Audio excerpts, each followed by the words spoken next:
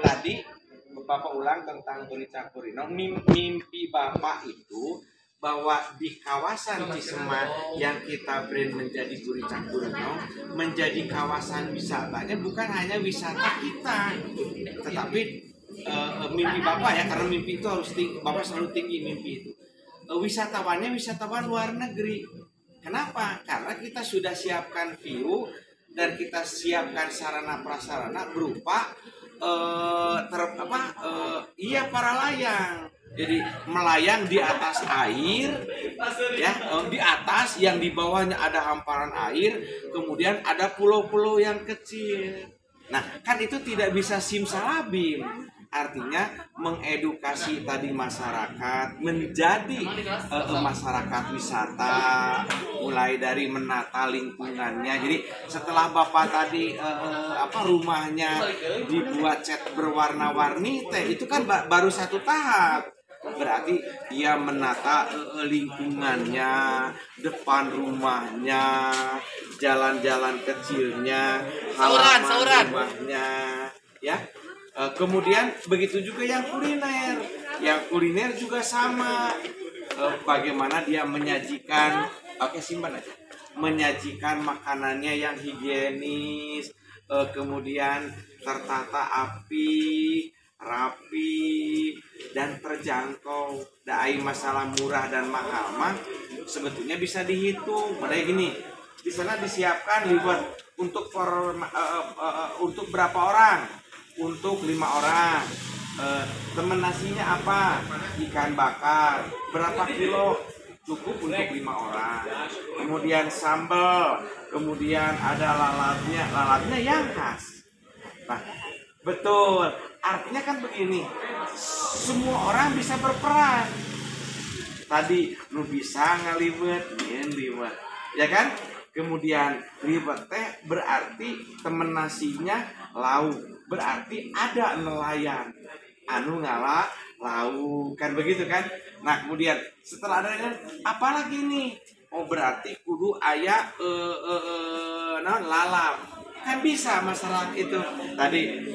Aya anu nanam salada, aya anu nanam cesin, kan gitu kan, sehingga semuanya itu disupport dari situ.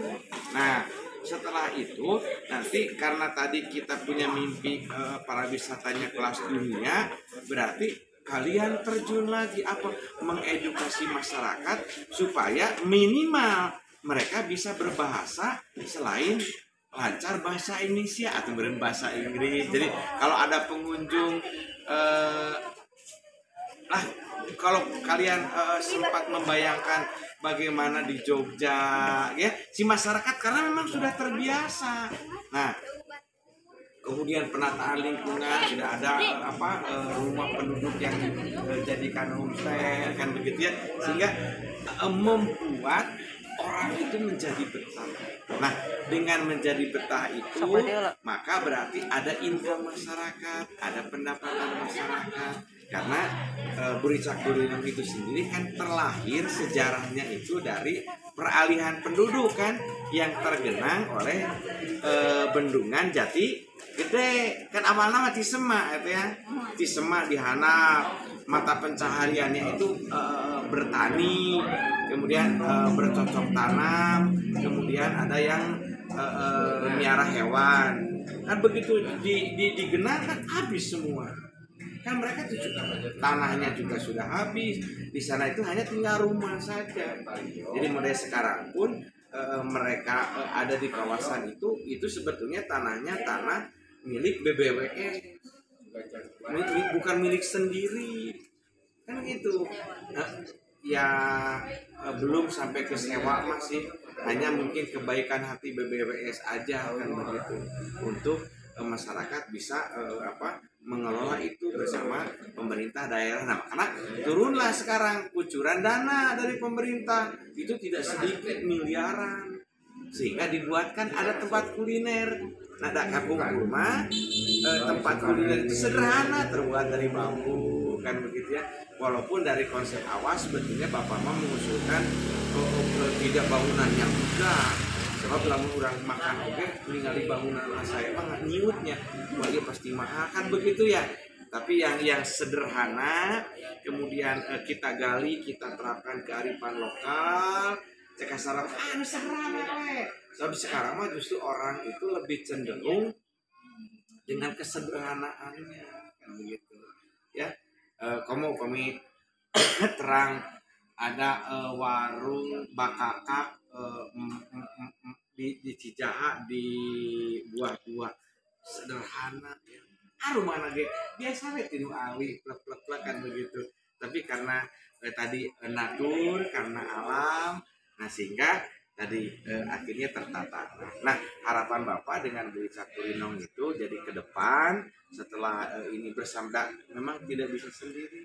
Pemerintah tidak bisa sendiri, masyarakat tidak bisa sendiri, wisatawan tidak bisa sendiri, tapi semua harus bahu-membahu bagaimana supaya tempat ini berkelanjutan sehingga jadi sabiwir hiji namun rawas teh mah tempat anu apalagi sekarang tantangan sebetulnya mah bagi Beli Cakurinong. Kenapa? Karena kan banyak tempat wisata. Ada betul ada PJG sebelah sininya kan ada.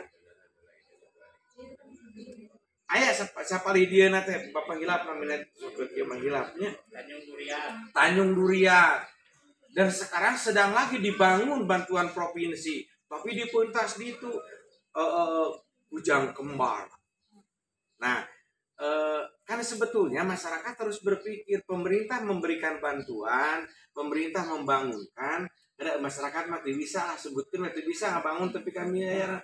Berarti masyarakat itu tinggal apa? Tinggal memelihara, menjadikan aset itu, menjadikan mendapat penghasilan bagi mereka. Namun dari STBA nanti kan edukasi masyarakat, namun kemah kaharep tadi wisatawan itu bukan hanya berbahasa Sunda atau bahasa Indonesia, tidak menutup kemungkinan karena memang sekarang sih Waduk Jati Gede kan belum berfungsi 100% karena belum selesai turbinnya. Tapi kalau sudah selesai turbin, airnya sudah tetap nanti itu, kawasannya sudah tertata, Bapak yakin kawasan di sana itu nyakabeli hatena nu baheula masyarakat terendam begitu ya.